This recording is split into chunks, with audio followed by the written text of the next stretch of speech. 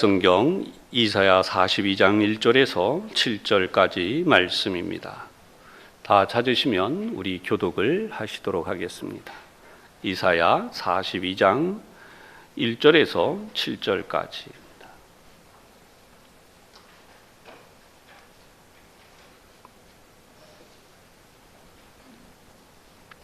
교독을 시작합니다.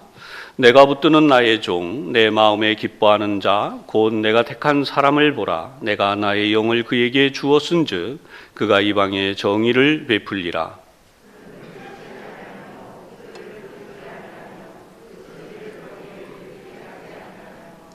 상한 갈대를 꺾지 아니하며 꺼져가는 등불을 끄지 아니하고 진실로 정의를 시행할 것이며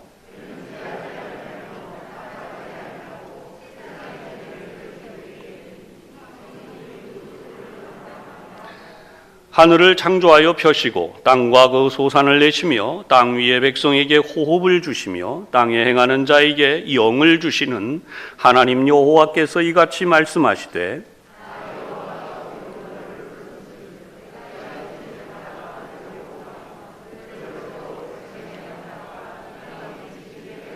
함께 하겠습니다. 내가 눈먼 자들의 눈을 밝히며 갇힌 자를 감옥에서 이끌어내며 흑암에 앉은 자를 감방에서 나오게 하리라. 아멘.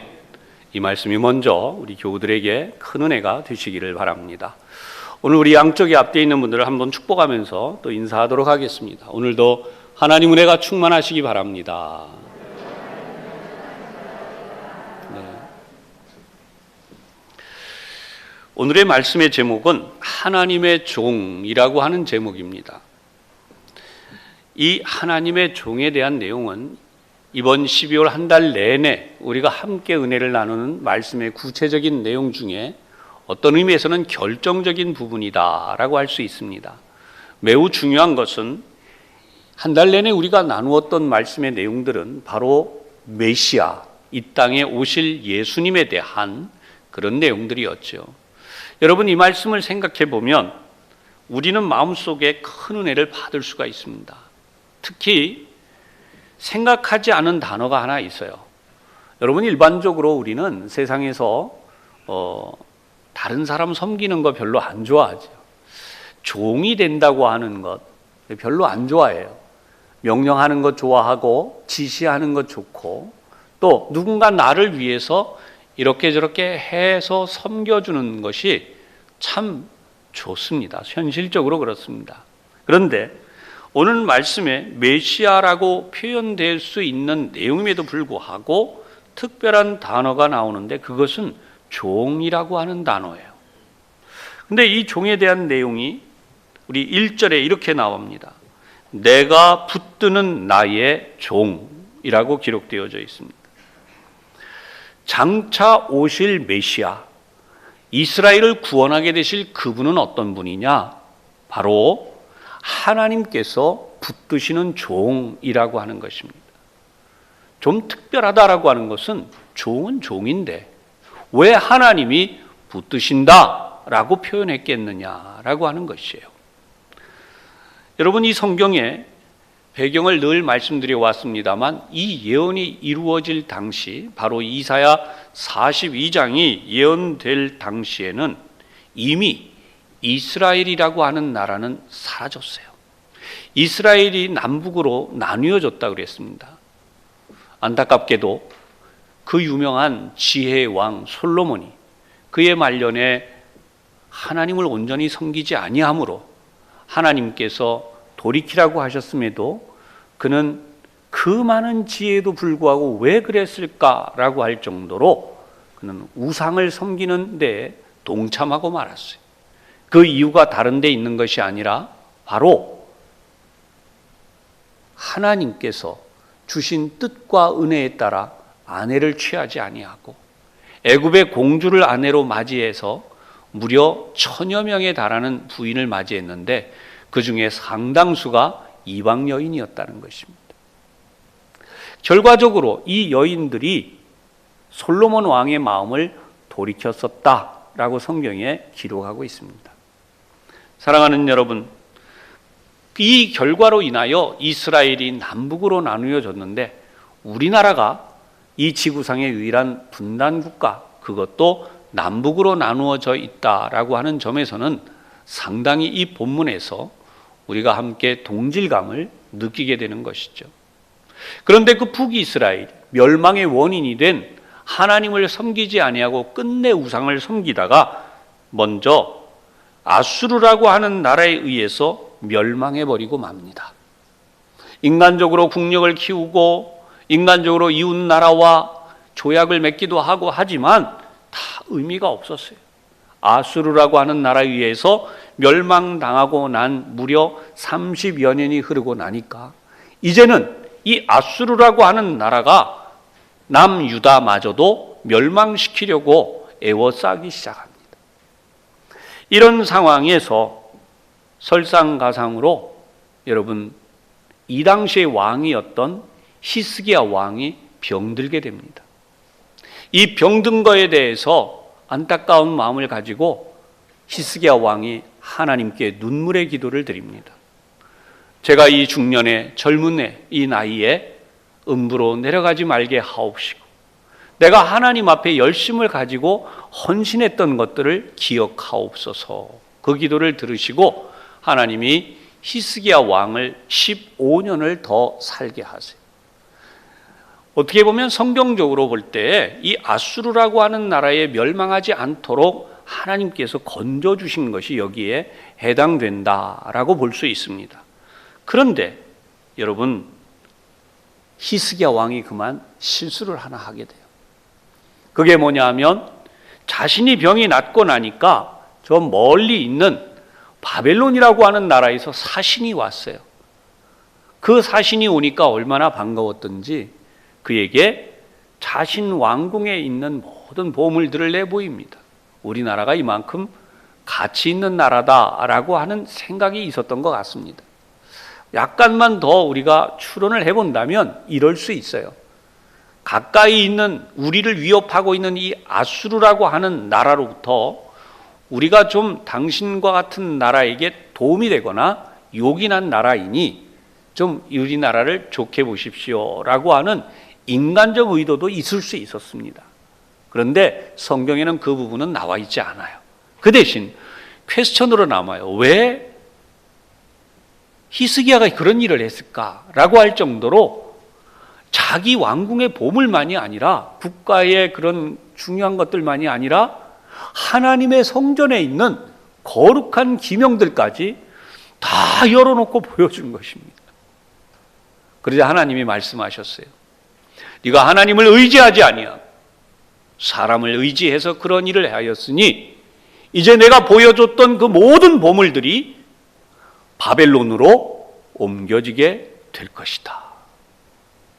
이웃나라 아수르가 문제가 아니라 바벨론에 의해서 이제 결국은 이스라엘이 멸망하는 운명에 처하고 만 것이죠. 바로 그때에 기록된 말씀이 오늘 우리가 본 이사야서 이 예언의 말씀인 것이죠. 사랑하는 여러분, 이러한 상황을 지켜보면 우리는 신약 성경을 주목하게 되는데요. 특히 마태가 기록한 마태복음의 내용들을 우리가 주목하게 돼요. 아브라함으로부터 시작되어지는 마태복음의 족보 내용을 보시면 아브라함으로부터 다윗 때까지 14대, 그리고 다윗부터 이스라엘 백성들이 바벨론의 포로로 끌려갈 때까지 14대, 그리고 바벨론 포로 귀환으로부터 예수님 탄생까지 14대, 이렇게 성경은 14대라고 하는 대수를 기록해 놓으면서 마태복음을 시작하고 있어요. 사랑하는 여러분, 예수님의 등장의 결론은 오늘 우리 읽었던 예언서 말씀의 가장 중요한 내용이었다면 이 마태가 기록한 내용의 예수님이 탄생하실 때까지 이사야 선지자가 예언했던 시기로부터 측정을 해보면 대략 800여 년이라고 하는 세월입니다. 14대, 14대, 14대 이렇게 끊어서 성경에는 나오고 있는데 이 대수가 무려 800여 년이라는 거예요.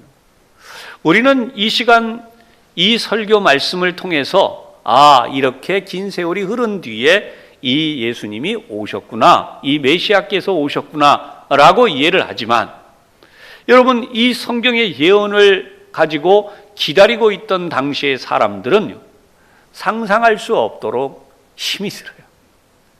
언제 오시지? 그 메시아가 언제 오시지? 그랬다는 것입니다.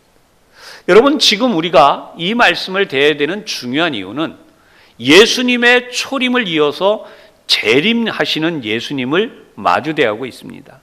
여러분, 재림하시는 예수님 생각해 보세요. 언제 오실까요?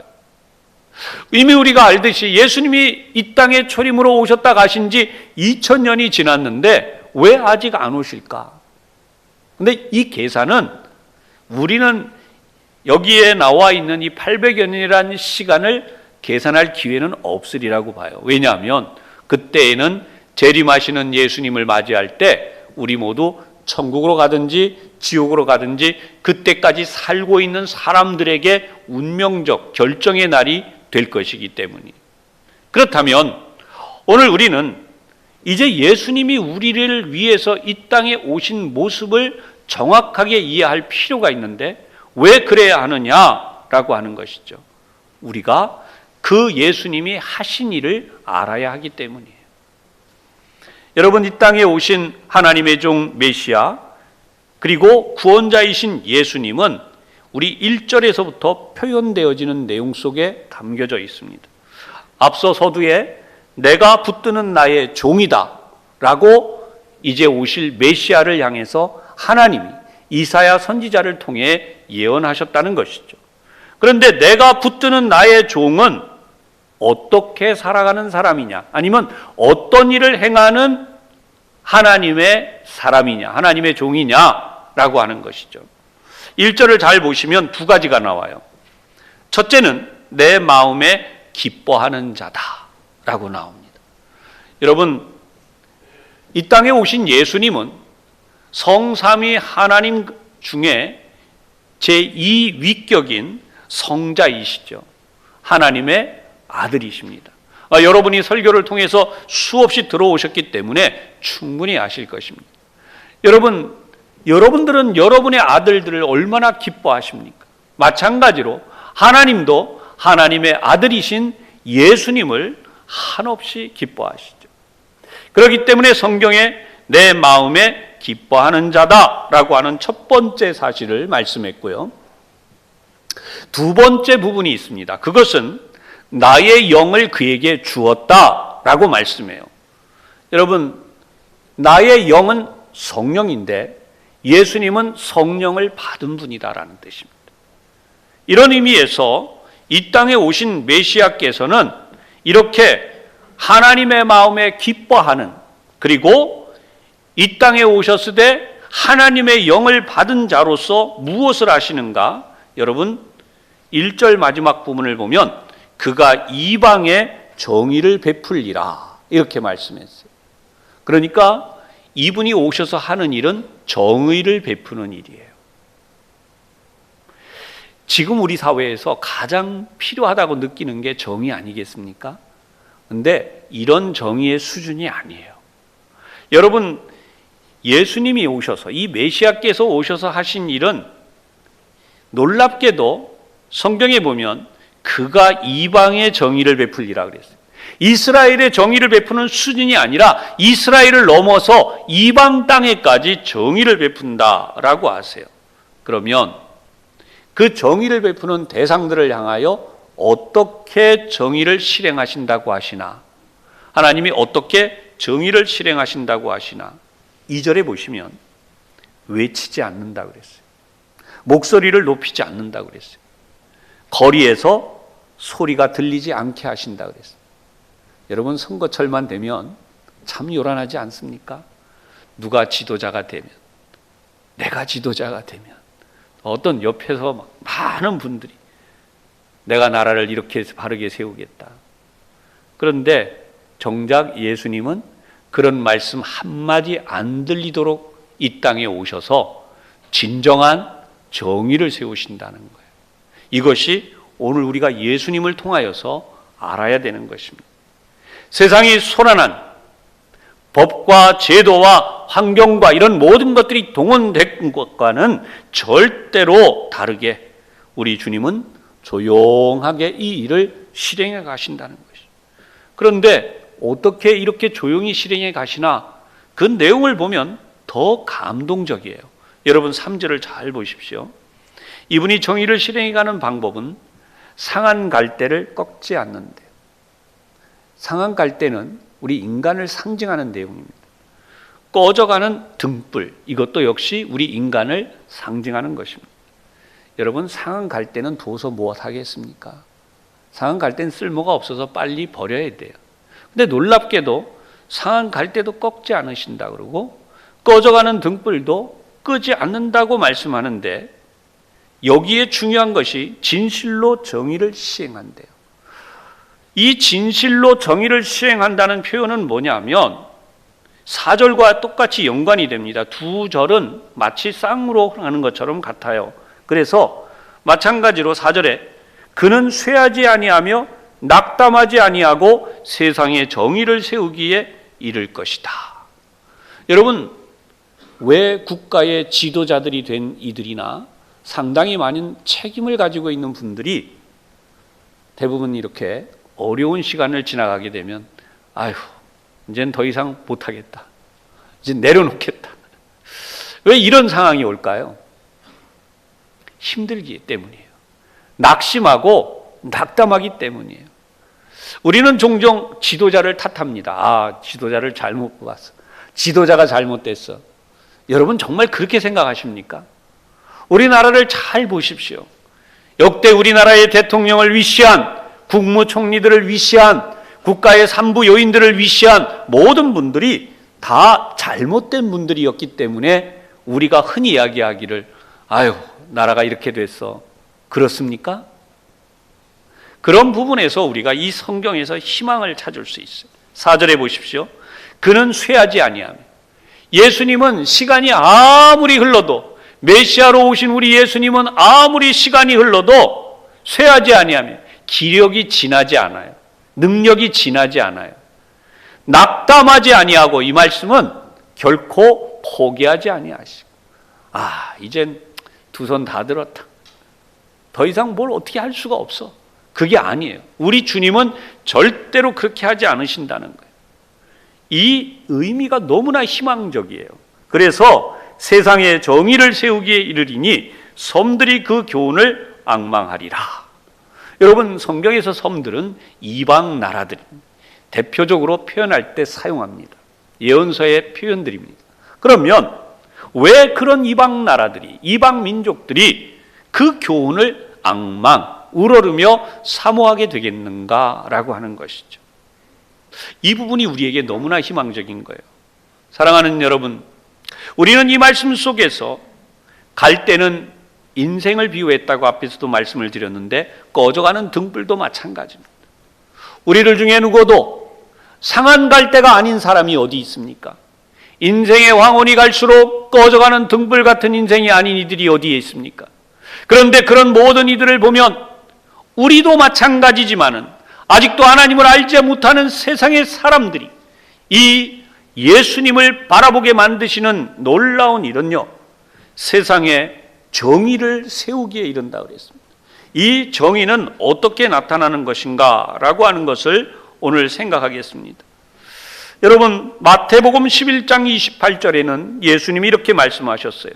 수고하고 무거운 짐진 자들아 다 내게로 오라, 내가 너희를 쉬게 하리라. 아멘. 예수님이 하신 이 너무나 놀라운 선언은 이스라엘 민족이 당연히 받아야 되는 복인데, 여기에 나오고 있는 수고하고 무거운 짐진 자들은 우리가 방금 이사야 예언서에 보듯이 상한 갈대 그리고 꺼져가는 등불과 같은 존재들인 이 땅의 모든 인생들이라고 하는 것입니다. 이것이 왜 희망입니까?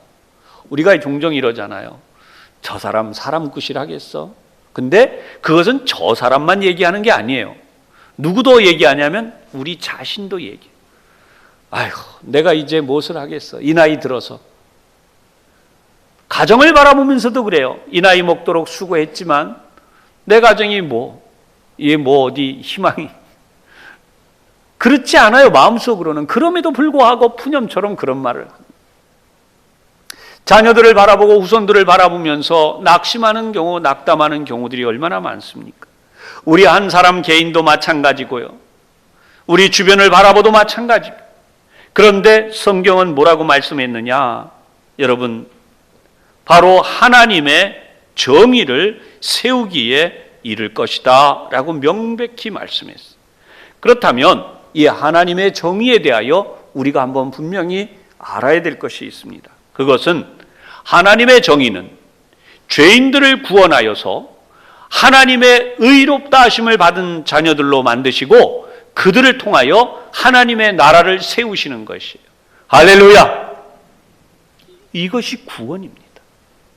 영생이라고 하는 하나님의 나라의 우리들을 하나님의 백성으로 삼으시는 영생의 역사, 구원의 역사라는 것이죠. 이 역사의 절정이 어디서 나타나느냐? 예수님의 십자가 사건에서 나오는 것이죠. 예수님이 이 땅에 오셔서 하나님이 붙드시는 종, 하나님이 기뻐하시는 사람으로서 하시는 일은 뭐였냐? 죄인들을 위하여 친히 그 몸을 버려 십자가에 달려 죽으시고 그 생명까지 내어주신 것이 바로 하나님이 붙드신 그 종이 하도록 한 하나님의 뜻이었다는 것이. 아멘. 저와 여러분이 그래서 구원을 받은 것입니다. 저와 여러분이 구원받은 이 역사처럼 우리는 이 땅에서 사람 구실하겠냐, 잘하겠냐, 못하겠냐, 그런 필요가 없어요. 예수 믿으면 하게 되어 있어요. 왜 그런가? 수고하고 무거운 짐진 자들아 다 내게로 오라는 주님의 그 말씀처럼 이루어진 사건들이 무엇입니까? 예수님이 이 땅에서 그분이 상한 갈대 꺼져가는 등불과 같은 존재들, 즉 병든 모든 사람들, 예수님의 제자들이 예수님 버리고 다 도망갔잖아요. 그런 실패자들, 그런 사람들을 다 모아서 하나님의 역사를 이루시는데 예수님은 질병도 고쳐주시고 귀신도 쫓아내주시고, 그렇죠, 오병이어의 기적처럼 인생을 풍요롭게도 하시고 하나님이 우리에게 주시는 모든 복을 다 주셨어요. 그래서 여러분, 예수님이 하신 기적을 보십시오. 못 보는 사람 고쳐주셨습니다. 말 못하는 사람 고쳐주셨습니다. 못 듣는 사람 고쳐주셨습니다. 38년이나 누워있던 사람 고쳐주셨습니다. 여러분, 거라사 광인처럼 귀신이 들려서 제정신으로 살 수 없는 사람에게서 귀신을 쫓아내 주셨습니다. 심지어 나병 환자도 고치셨어요. 그런데 그보다 더한 일은 죽은 사람까지도 살려내셨습니다. 미래의 희망이었던 과부의 아들이 관에 실려서 죽어나가고 있었는데 그 관에 손을 대는 순간 그 청년이 살아 일어났어요. 죽은 지 나흘이나 된 나사로도 썩어서 냄새가 나는데도 살려내셨어요. 여러분, 이것이 바로 예수님께서 이 땅에 오셔서 하신 메시아로서 하나님이 붙드시는 그 종이 하셨던 일이죠. 할렐루야. 그래서 오늘 우리 성경에 보면 4절의 결과 중에 이렇게 나와요. 섬들이 그 교훈을 앙망하리라. 이 세상의 모든 이방인들이 실체를 알고 나면 예수 그리스도를 사모하지 않을 수 없다는 것입니다. 왜 우리가 땅끝까지 나가 세상의 복음을 전해야 되느냐? 예수님이 땅끝까지 이르러 내 증인이 되라 라고 말씀하신 것도 있지만, 이렇게 이 예언의 말씀처럼 이미 예수님이 오시기 전 800여 년 전부터 이방 나라들이, 이방의 모든 사람들이 이렇게 예수님을 사모하게 될 것이다 라고 말씀하셨다는 것이죠.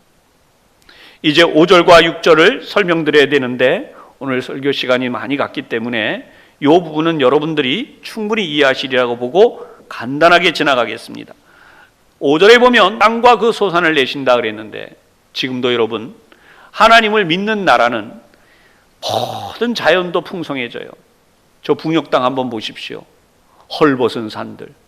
과학자들이나 산림학자들이 다 하는 얘기가 왜 저럴 수밖에 없는지 모르겠다는 것이. 우리가 알지만 일제시대는 이미 북한이 훨씬 더 우리보다 모든 것이 풍요했어요. 근데 지금 완전히 반대가 됐죠.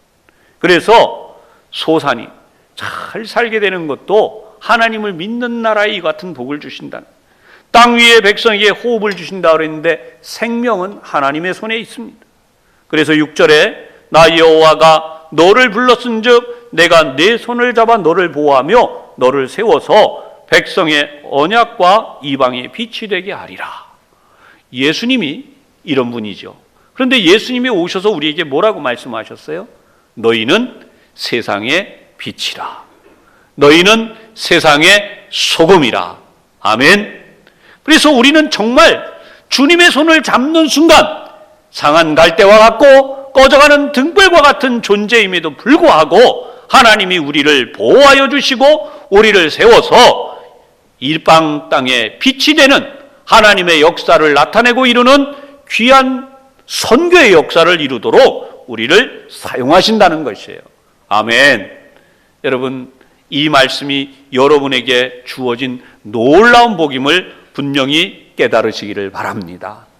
그렇다면 앞에서 제가 우리 주님이 이루신 놀라운 정의가 첫 번째로 하나님의 나라 백성이 되는 것이라고 그랬습니다.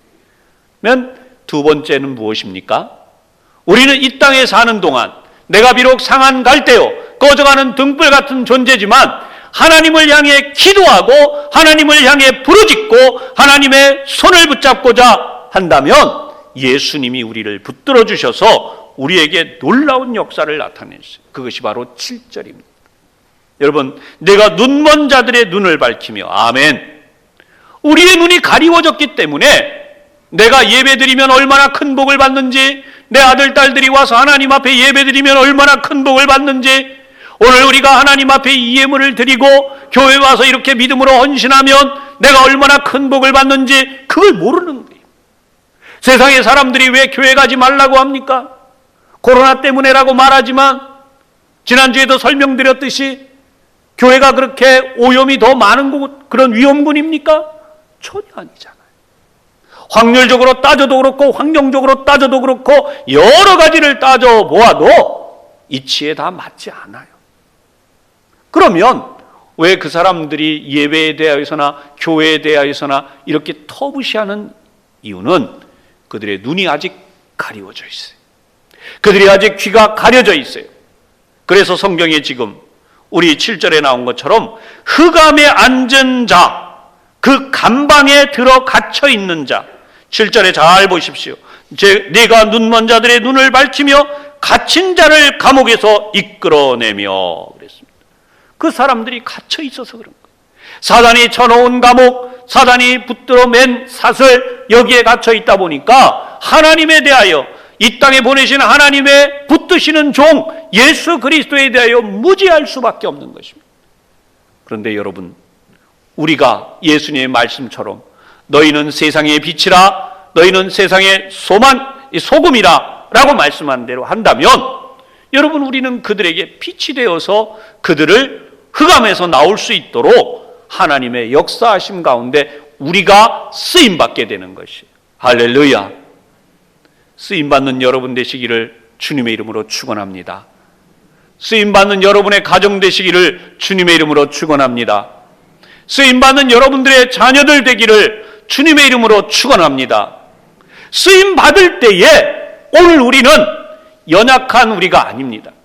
비록 우리가 상한 갈대요 그리고 꺼져가는 심지 같은 인생임에도 불구하고 하나님의 손에 붙들려서 이와 같은 놀라운 역사를 이루게 되는 것입니다.